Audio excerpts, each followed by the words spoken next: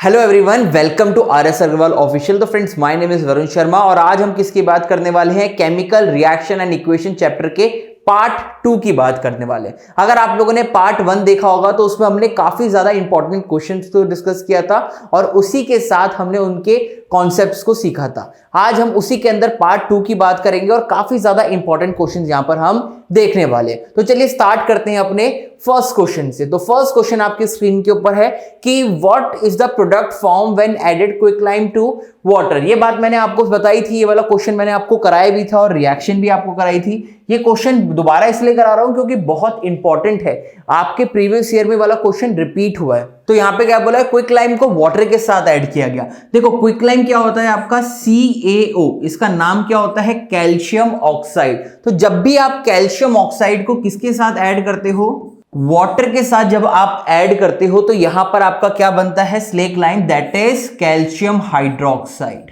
और आपकी काफी अमाउंट ऑफ हीट यहां पर निकलती है। तो ये रिएक्शन के अंदर मैंने आपको बताया था कि ये एक्सोथर्मिक होती है कि एंडोथर्मिक। आपको मैंने पिछली क्लास में कॉन्सेप्ट क्लियर किया था। तो ये कौन सी रिएक्शन होती है सर? एक्सोथर्मिक रिएक्शन होती है। समझ में आगे वाली बात? तो आप देख सकते हैं कि क्विकलाइम को सर जब वाटर के साथ ऐड किया जाता है तो वहां स्लेक लाइम बनता है, दैट इज कैल्शियम हाइड्रोक्साइड। ठीक है, और इसका फॉर्मूला आप यहां पर देख सकते हैं। और ये रिएक्शन का नेचर कैसा है? एक्सोथर्मिक रिएक्शन है। क्लियर? चलिए सेकंड क्वेश्चन की तरफ चलते हैं। What is the chemical formula of marble? Marble का जो केमिकल फॉर्मूला होता है वो क्या होता है आपका? CaCO3। इसका नाम अगर आपसे पूछूं मैं किसी बच्चे से तो कोई बता पाएगा? इसका नाम होता है कैल्शियम कार्बोनेट। ठीक है, कैल्शियम कार्बोनेट इसका नाम होता है और मार्बल का ये आपका केमिकल फॉर्मूला होता है। तो अगर मैं केमिकल नेम पूछता तो आप यहां पर नेम भी बता देते। ठीक है, चलिए अगला क्वेश्चन, ये वही वाला क्वेश्चन आ गया रेंसिडिटी से, मैंने आपको बताया था। तो यहां पे लिखा है कि which gas is filled in the chips packet to prevent the rancidity and why. कौन सी गैस को रेंसिडिटी से बचाने के लिए फिल किया जाता है चिप्स के पैकेट के अंदर? तो आंसर मैंने आपको पिछली क्लास में भी बताया था। तो वो आंसर क्या है आपका? Nitrogen gas. नाइट्रोजन गैस को आप जो आपके पैकेट्स होते हैं उसमें फिल करते हैं जिससे आपकी वहां पर एसिडिटी ना हो। और ये नाइट्रोजन गैस क्या करता है? नाइट्रोजन गैस कैसी है बेटा? Nitrogen being an inert gas. Inert gas का मतलब क्या होता है अगर आप लोगों में पूछूं तो इनर्ट गैस का मतलब होता है कि सर ये ऐसी गैस जो बाकी किसी के साथ आपकी रिएक्ट ना करे। तो ये आपकी रिएक्ट नहीं करती, यानी इनर्ट गैस आपकी तरह की तरह आपका बिहेव करती है। तो नाइट्रोजन आपकी एक इनर्ट गैस की तरह बिहेव करती है और वहां पे वो क्या करती है? Oxidation of oils. जो आपके चिप्स के अंदर जो ऑयल होता है उनकी ऑक्सीडेशन को वहां पर नहीं होने देती। अगर वो ऑक्सीडेशन हो जाती तो इसका मतलब वहां पर रेंसिडिटी हो जाती और आपका फूड क्या हो जाता? खराब हो जाता, उसके अंदर से स्मेल आने लग जाती और टेस्ट खराब हो जाता। ठीक है, तो ये वाला क्वेश्चन बहुत इंपॉर्टेंट है, आपसे एग्जाम में पूछा जा सकता है किसी भी तरीके से। इस तरीके से क्वेश्चन पूछा जा सकता है जैसे मैंने आपको पिछली क्लास में कराया वैसे पूछा जा सकता है, या फिर आपसे क्वेश्चन ये भी पूछ सकते हैं कि रेंसिडिटी क्या होती है उसके बारे में भी बताएं। बहुत सिंपल था, ज्यादा डिफिकल्ट नहीं है। अगला क्वेश्चन है कि name the two salt that are used in black and white photography. दो आपको ऐसे सॉल्ट्स के नाम बताने हैं जो आपके व्हाइट और जो ब्लैक एंड व्हाइट फोटोग्राफी होती है उसके अंदर यूज किए जाते हैं। तो आपको पता है कि सॉल्ट जो होते हैं वो क्या होते हैं?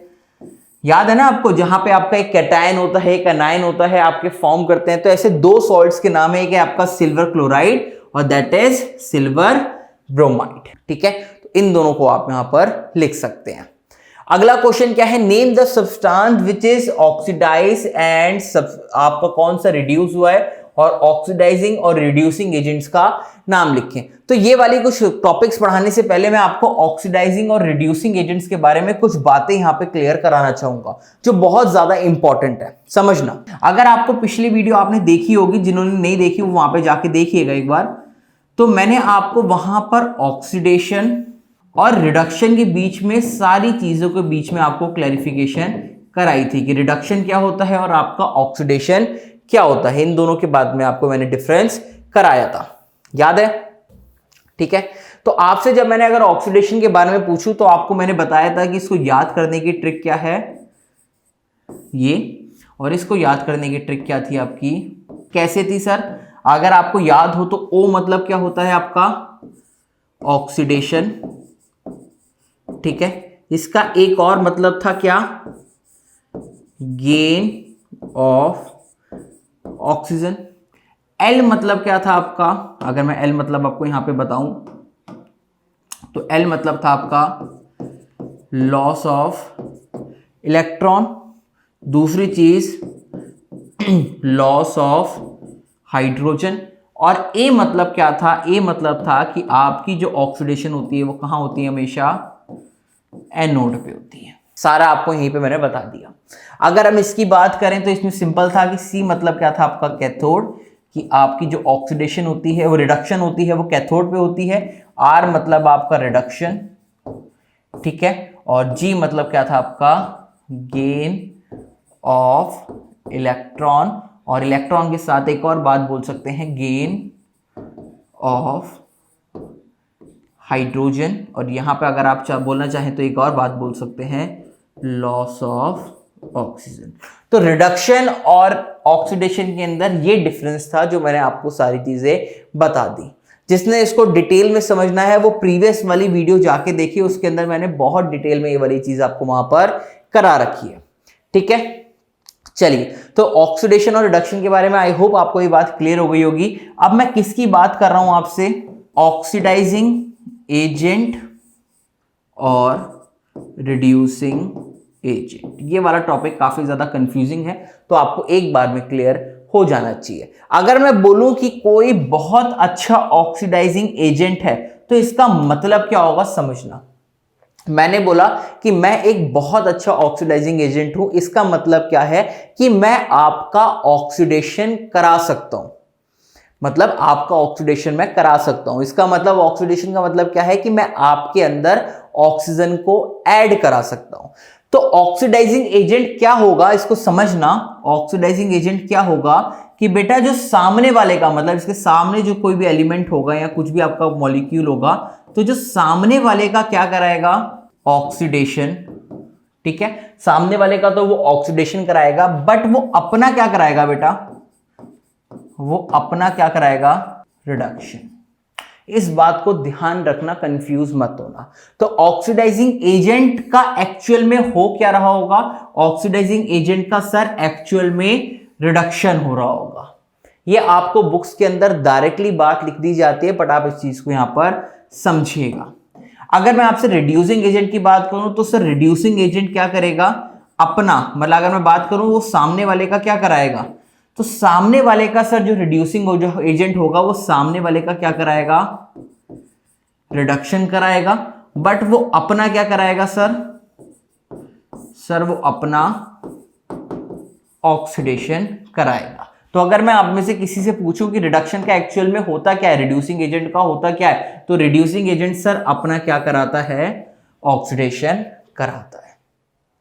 तो अगर आपको ये चीज याद है तो आप इजीली इन चीजों को, आगे वाले आने वाले क्वेश्चन को आंसर कर सकते हैं।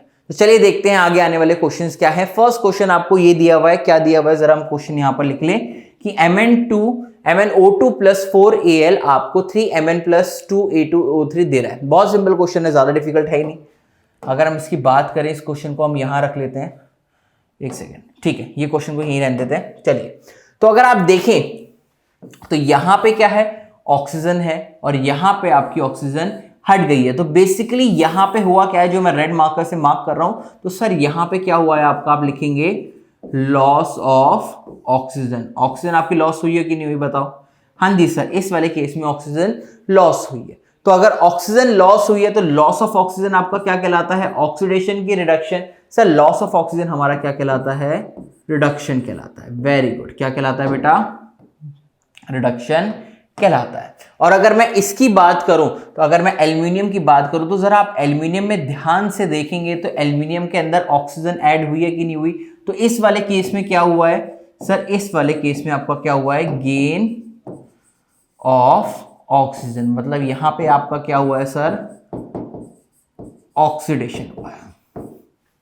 समझ में आ गई वाली बात। तो रिडक्शन किसका हुआ है और ऑक्सीडेशन किसका हुआ है, एक क्लियर हो गया। तो यहां पे अगर मैं पूछूं आपसे कि रिडक्शन हुआ कौन है, कौन रिड्यूस हुआ है, तो आप अगर यहां पे मैं पूछूं जाऊं आपसे, या अगर मैं आपसे यहां पे पूछूं कि कौन रिड्यूस्ड हुआ है, तो आप आंसर क्या देंगे, सिंपल सा आंसर देंगे कि सर MnO2 आपका रिड्यूस हुआ है। और अगर मैं पूछूं आपका यहां पर कौन ऑक्सीडाइज हुआ है, अगर मैं यहां पे आपसे पूछूं कि कौन ऑक्सीडाइज हुआ है, तो आप उसको आंसर क्या देंगे कि सर आपका जो एल्यूमिनियम था वो Al2O3 मतलब एल्यूमिनियम ऑक्साइड के अंदर आपका ऑक्सीडाइज हो गया है। ये बात क्लियर। अगर मैं आपसे यहां पे एक और चीज पूछूं, अगर मैं आपसे यहां पे एक और चीज पूछूं कि आप मुझे यहां पर ऑक्सीडाइजिंग एजेंट के बारे में और रिड्यूसिंग एजेंट के बारे में भी कमेंट करें कि कौन ऑक्सीडाइजिंग है कौन रिड्यूसिंग है। तो ऑक्सीडाइजिंग एजेंट क्या होता था कि सर ऑक्सीडाइजिंग एजेंट सामने वाले का ऑक्सीडेशन कराता था, बट वो अपना क्या कराता था, रिडक्शन कराता था। तो अगर आप यहां पर देखें तो किसका ऑक्सीडेशन हुआ है और किसका रिडक्शन हुआ है, तो अगर आप देखें तो इस MnO2 का आपका रिडक्शन हुआ है और इसने सामने वाले का क्या कराया है, यहां पर ऑक्सीडेशन कराया। तो ऑक्सीडाइजिंग एजेंट यहां पर आपका कौन सा हो गया बेटा, MnO2।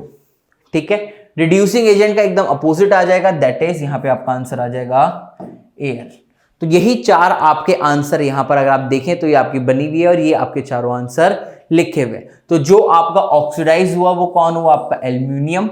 रिड्यूस कौन हुआ, आपका MnO2। ऑक्सीडाइजिंग एजेंट कौन है, आपका MnO2। और रिड्यूसिंग एजेंट कौन है, आपका Al। तो आपसे अगर एग्जाम में कुछ भी पूछे, 2 क्वेश्चन 2 मार्क्स में आपसे पूछ सकता है, तो आपको ये सारे आंसर आपको पता होने चाहिए। बताओ क्लियर हुआ कि नहीं हुआ, बहुत सिंपल था। ठीक है, एक क्वेश्चन मैं आपको यहां पर दे रहा हूं, अगर मैं आपसे एक और क्वेश्चन, चलो मैं ही करा देता हूं आपको। अगर आपको एक क्वेश्चन दिया और मैंने पूछा कि बताओ कौन सा ऑक्सीडाइज हो रहा है, कौन सा रिड्यूस हो रहा है, और कौन सा आपका ऑक्सीडाइजिंग एजेंट है, कौन सा आपका रिड्यूसिंग एजेंट है, तो आप कैसे आंसर करेंगे। तो अगर आप जरा यहां पर ध्यान से देखें तो यहां पर आपकी ऑक्सीजन क्या हो रही है, लॉस हो रही है। देखिए जरा इन दोनों को, जिसको मैं मार्क कर रहा हूं, इन दोनों के अंदर आपकी ऑक्सीजन लॉस हो रही है कि नहीं हो रही। सर यहाँ पे ऑक्सीजन आपकी डिक्रीज हो रही है, मतलब आपकी लॉस हो रही है। तो लॉस ऑफ ऑक्सीजन आपका क्या कहलाता है, ऑक्सीडेशन की रिडक्शन।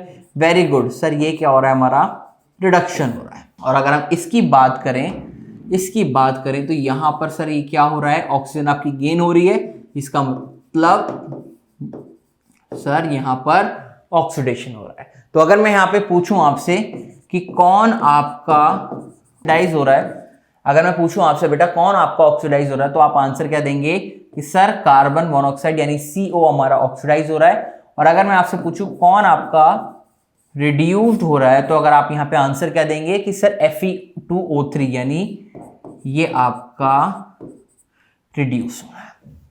समझ में आ गया वाला पॉइंट, बताओ कोई डाउट किसी को, नहीं, ठीक है। अगर यहां पे मैं आपसे एक और क्वेश्चन पूछूं कि सर यहां पे आपका कौन सा ऑक्सीडाइजिंग एजेंट है, उसका नाम लिखें, और कौन सा आपका रिड्यूसिंग एजेंट है, आप उसका नाम भी लिखें। तो अगर आप ध्यान से देखें तो ऑक्सीडाइजिंग एजेंट क्या होता है कि सर सामने वाले का ऑक्सीडेशन कराए बट अपना क्या कराए, रिडक्शन। तो यहां पर रिडक्शन हो किसका रहा है, Fe2O3। तो ऑक्सीडाइजिंग एजेंट क्या हो गया बेटा आपका यहां पर Fe2O3। और रिड्यूसिंग एजेंट क्या होता है कि सर सामने वाले का रिडक्शन कराए बट अपना ऑक्सीडेशन कराए, तो वो कौन हो गया आपका CO। ये क्या हो गया बेटा आपका CO। तो ये आपकी हो गया बेटा आंसर। समझ में आ गया। आई होप अब आप आराम से इजीली इनवैलिड कॉन्सेप्ट को यूज कर सकते हैं और आंसर निकाल सकते हैं। ठीक है, तो ये आपका सामने ये चीज लिखी हुई है, यही चीज मैंने आपको बताई है, और ये आपके आंसर यहां पर लिखे हुए हैं कि ऑक्सीडाइजिंग एजेंट कौन सा था और रिड्यूसिंग एजेंट आपका कौन सा था, सारे आपके यहां पर हैं। तो आप इसको आराम से देख सकते हैं। अगला क्वेश्चन है, आपको ये रिएक्शंस के बेसिस पे क्वेश्चन दिया हुआ है। आपको ये क्वेश्चन एग्जाम के अंदर बहुत बार पूछा जाता है कि बैलेंस द केमिकल इक्वेशन, और आपके दूसरे तरीके से भी पूछा जाता है कि आप कंप्लीट द फॉलोइंग। आपको ये दोनों दे देगा, रिएक्टेंट और कहेगा प्रोडक्ट आप लिख के दें। तो फर्स्ट क्या है आपका कि जब आपने NaOH के सोल्यूशन को किसके साथ हीट करा, जिंक के साथ हीट करा, तो जब आपने NaOH को जिंक के साथ डाला तो आपकी ये रिएक्शन बहुत इंपॉर्टेंट है और एक एक्सेप्शन के रूप में भी इसको पढ़ाई जाती है कि जब भी आप सोडियम हाइड्रोक्साइड मतलब आपका ये बेस है, आप किसी भी बेस को किसी मेटल के साथ रिएक्ट करते हैं, ठीक है, तो वहां पर आपकी हाइड्रोजन गैस निकलती है और यहां पर जो आपका फॉर्मूला फॉर्म होता है वो क्या होता है आपका सोडियम जिंकेट का। क्या फॉर्मूला होता है? Na2ZnO2। ये क्या होता है आपका सोडियम जिंकेट के नाम से इसको जाना जाता है। क्लियर? चलिए अगला क्वेश्चन देखते हैं। अगला क्या है कि excess of carbon dioxide gas is pass through lime water. ये भी आपका बहुत अच्छा क्वेश्चन है और आपसे एग्जाम के अंदर पूछ सकता है कि आपको कह रहा है कि जब मैंने लाइम वाटर के अंदर कार्बन डाइऑक्साइड को बहुत ज्यादा पास किया तो क्या होगा वहां पर ना। तो आपको अगर लाइम वाटर की बात बताऊं तो लाइम वाटर एक्चुअल में होता क्या है आपका कैल्शियम हाइड्रोक्साइड होता है, इसी को आप लाइम वाटर बोलते हैं। तो कैल्शियम हाइड्रोक्साइड के अंदर जब आपने एक्सेस के अंदर कार्बन डाइऑक्साइड को करा तो वहां पर आपका कैल्शियम कार्बोनेट की फॉर्मेशन हुई और उसके साथ आपका यहां पर वाटर निकला। बट अगर हम कार्बन डाइऑक्साइड को सिर्फ लिमिटेड टाइम के लिए पास करते तो आपकी रिएक्शन यहीं पर रुक जाती। बट आपने क्या करा है, कार्बन डाइऑक्साइड को ज्यादा टाइम तक पास करा है, तो इसका कैल्शियम कार्बोनेट के अंदर दोबारा आपकी कार्बन डाइऑक्साइड आ गई और इन्होंने आपस में रिएक्ट करके, क्योंकि वाटर ऑलरेडी अवेलेबल था तो वाटर के साथ रिएक्ट करके यहां पर आपका सोडियम हाइड्रोजन कार्बोनेट की फॉर्मेशन करी। किसकी फॉर्मेशन करी यहां पर? Sorry, calcium hydrogen carbonate. ठीक है, इसको कैल्शियम बाइकार्बोनेट के नाम से भी आप जान सकते हैं। तो बहुत सिंपल था कि कैल्शियम कार्बोनेट को सर आपने एक्सेस के अंदर जो CO2 था आपने उसके साथ में आप रिएक्ट करा रहे हैं और ये वाटर आपका वहीं से आ गया, तो यहां पर इन्होंने फॉर्मेशन करी कैल्शियम हाइड्रोजन कार्बोनेट या फिर कैल्शियम बाइकार्बोनेट की आपकी यहां पर फॉर्मेशन करी। समझ में आया? जो आपका ये कैल्शियम कार्बोनेट फॉर्म हुआ था ये वाइट PPT होता है और जो आपका ये कैल्शियम बाइकार्बोनेट फॉर्म हुआ है ये आपका पानी में सॉल्युबल होता है। समझ में आ गई वाली रिएक्शन? बहुत ईजी थी। अगली रिएक्शन है डाइसल्फ्यूरिक एसिड को सोडियम कार्बोनेट के साथ रिएक्ट करा। तो डाइल्यूट सल्फ्यूरिक एसिड क्या है आपका? सल्फ्यूरिक एसिड का फॉर्मूला आपको पता होना चाहिए H2SO4 और सोडियम कार्बोनेट का आपको पता होना चाहिए Na2CO3। अगर मैं सोडियम बाइकार्बोनेट बोलता तो उसका फॉर्मूला क्या होता है? NaHCO3। तो ये फॉर्मूले आपको सारे पता होने चाहिए। ठीक है, चलिए तो अगर आप यहां पर ध्यान से देखें, अगर आप जरा इसको ध्यान से देखें तो रिएक्शन क्या है कि सर जब हमने H2SO4 यानी आपका सल्फ्यूरिक एसिड को सोडियम कार्बोनेट के साथ रिएक्ट कराया तो ये क्या बना आपका सोडियम सल्फेट और आपकी कार्बन डाइऑक्साइड और वाटर आपका यहां से रिलीज हो गया। ठीक है, तो आपकी बेसिकली ये वाली रिएक्शन आपकी इंपॉर्टेंट रिएक्शन है। ठीक है, चलिए लास्ट रिएक्शन पे देखते हैं कि लास्ट रिएक्शन क्या है आपकी कि सर आपने एग शेल को ड्रॉप कर दिया है किसमें? हाइड्रोक्लोरिक एसिड में। तो देखो जो एग शेल होता है ना उसके अंदर आपका क्या मौजूद होता है? Calcium carbonate. आपकी जो मार्बल्स में मौजूद होता है वही चीज इसमें होती है। तो आपने इसको आपने HCl के साथ जब रिएक्ट कराया तो यहां पे क्या बना? कैल्शियम क्लोराइड, वाटर और CO2। ठीक है, तो बहुत ज्यादा सिंपल रिएक्शन है। तो आप जरा देखिएगा जब आपने कैल्शियम कार्बोनेट को HCl के साथ यहां पर आपने रिएक्ट कराया तो किसकी फॉर्मेशन हुई? कैल्शियम क्लोराइड की और यहां पे आपका वाटर के साथ CO2 गैस निकली। ये रिएक्शन आपको एग्जैक्टली CBSE के एग्जाम में पूछी गई थी। एक बार आपको यहां पर एग शेल लिख दिया था और एक बार आपको यहां पर क्या लिख दिया था? मार्बल को लिख दिया था। तो दोनों में से कुछ भी बोला जाए आप इस रिएक्शन को इजीली लिख सकते हैं। समझ में आ गई रिएक्शन? बहुत इजी थी। लास्ट रिएक्शन क्या है कि कॉपर 2 ऑक्साइड को हमने किसके साथ डाला? आपके डाइल्यूट HCl के साथ। तो कॉपर ऑक्साइड क्या है आपका? ये रहा CuO, इसको आपने किसके साथ डाला? HCl के साथ। तो यहां पर क्या बन जाता है आपका?